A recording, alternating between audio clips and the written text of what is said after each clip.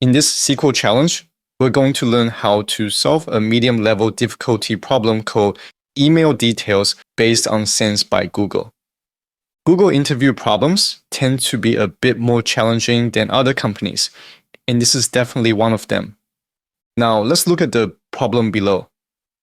We need to find all records from days where the number of distinct users receiving emails was greater than the number of distinct users sending emails. And we are given a table called Google Gmail emails. This table contains the following columns: ID from user, indicating the sender's email address, to user, indicating the receiver's email address, and day, which represents the day the email was sent. To solve this problem, we will start by analyzing the distinct counts of senders and receivers for each day. In the SQL editor, write the initial SQL statement to calculate the total distinct users sending and receiving emails for each day. If we run the query from the output below, the first step is to filter the data to include only those days where the number of distinct users receiving emails was greater than the number of distinct users sending emails. To achieve this, add a having clause.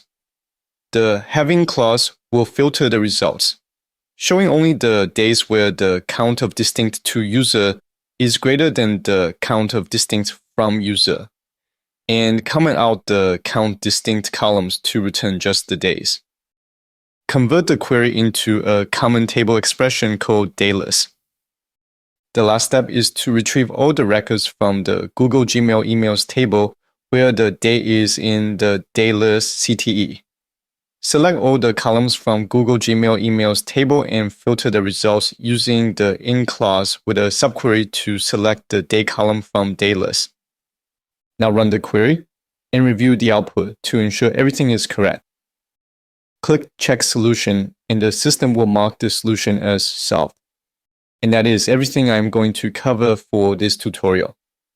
Hopefully, you guys find this video useful. Don't forget to like the video and subscribe for more videos like this. See you in the next one.